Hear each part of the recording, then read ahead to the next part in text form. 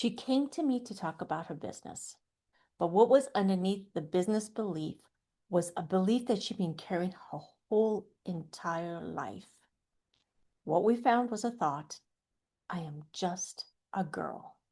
She had heard it from her family members, from culture, from every room that treated her presence as it was not important, like she was a secondary citizen. And then she had started saying it to herself and unfortunately to her daughter.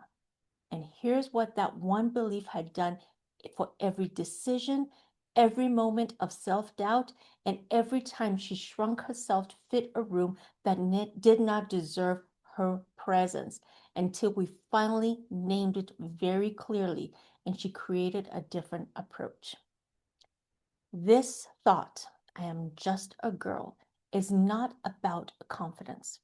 Confidence to me is knowing that the worst thing that can happen is that you can feel an emotion. Worst thing that can happen is that an emotion will come up and that you will figure things out. Confidence is a feeling. And so this wasn't a confidence problem. This actually was an identity belief. The belief about what women and girls' roles in society was, like how she deserved to participate in everything that she was doing, how she deserved to show up, how where she ranked before in her life after men. And so she had been told this her whole life. The belief came from her family. And when we found this thought, she said, my parents used it all the time. Mom used it when I said I wanted to do things. Father used it.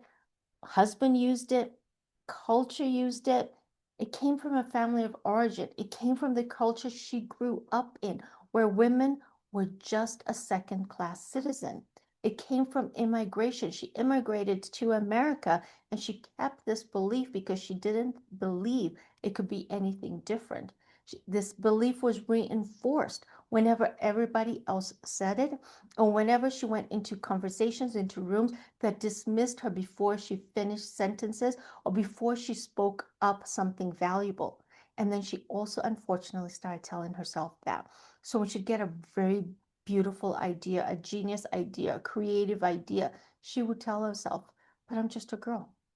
They won't listen to me. Who cares what I have to say?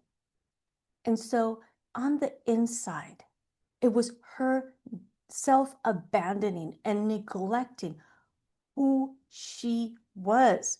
She was a girl, not just a girl.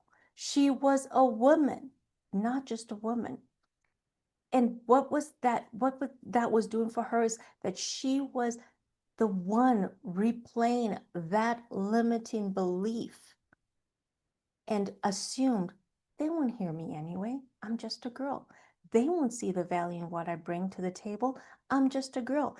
They won't hear the importance of what I'm saying. I'm just a girl. They won't see this amazing idea. I'm just a girl. They won't understand where I'm coming from. I'm just a girl. And so she would silence herself before she would even say anything. Maybe somebody else should handle it. Maybe he should do it. Maybe he has better ideas. Maybe he has a better perspective. Maybe he should be the one to present this because they'll be heard. Maybe he should because he'll be understood. Maybe he should because he will be heard, seen. And what this happened, it became her also thinking that maybe I am the problem. Maybe there's something wrong with me that I need to fix because I'm just a girl. See how pervasive this one thought is and how much harder she was working just to show up in her life. And the thing about it, she's working so much harder to overcompensate for this thought. I am just a girl. She got degrees. She was learning. She was doing personal development. She was reading all the books. She was showing up powerfully. And then she was also being coached on her business with this thought running in the background.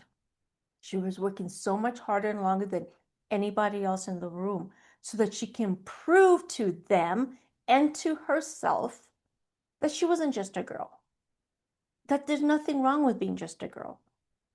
And the more proving, the more forcing was exhausting her. She tried to make herself undeniable in any room she got into. She was overcompensating. And still, underneath, this thought was running. I am just a girl, but I'm just a girl. And there's something wrong with being a girl. No matter how much she achieved, no matter how many degrees, no matter how many acronyms she had behind her name, no matter everything how much money she made, her achievement never silenced this dismissing thought. I am just a girl. Because achievements do not fix an identity belief. It only amplifies it and has us see it more clearly. And when we saw this belief and the impact on her life and how she was working so much harder than she needed to, she was pissed. She was angry, not at others, but at herself for carrying it for so long. That anger was something good. I showed her it was the beginning of something good. She was pissed for her daughter. She was pissed for how she perpetuated in her daughter's life. And I reminded her again that anger was valuable because once she saw it, once she felt it, once she saw the dynamic, she then can do something different. So then we spent the time actually relabeling what a girl is, relabeling what a woman is, relabeling that her femininity was not an obstacle. Her femininity was actually an asset. It was an advantage that kept getting mislabeled.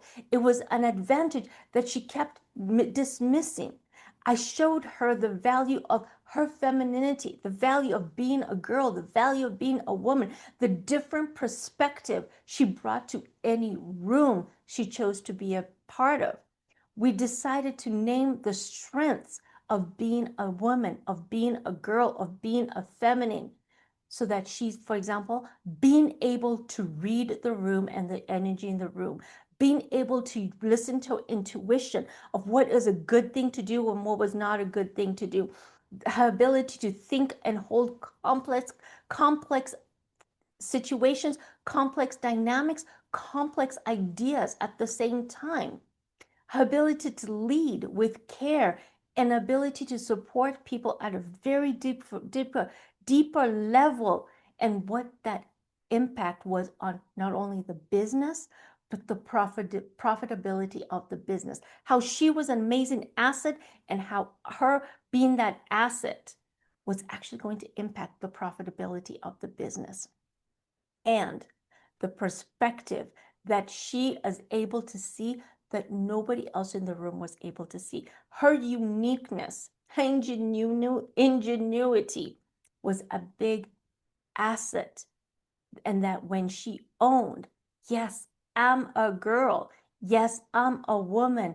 Yes, I am feminine. And a lot would change. For many of my immigrant women specifically, you have heard this in multiple languages. For me, I heard it in 3 languages: Kikuyu, Swahili, and English. And I carried it across the border. And it had me shrink myself in rooms that I needed to be fully present for. I'm a girl and I'm an asset. I'm a woman and I'm an asset. I am a feminine and I am an asset. And so my perspective is unique. And when I started owning my perspective, so much changed. And so my client left the session feeling more empowered, feeling more valuable, feeling more of an asset, and having a lot of visions and dreams of what she's going to do going forward. My dear, you are never just a girl. You have always been the most powerful person present in the room, and you are the only one who didn't know it. And I'm going to repeat that again. You are the only one who didn't know it. Now that you know it, what are you going to do? If you've been carrying thoughts like this, I'm just a girl, into your business, take my quiz. It will help you identify how you are unconsciously overworking and the impact into your life. The link is in my bio. My name is Ruth Duren. I'm a certified life coach, master coach trained, an MBA, and I help immigrant businesswomen create the life that they want without working any harder or longer than they need to. I love to support you. Have a blessed day, and I'll see you in my next video. Have a blessed day. Bye-bye.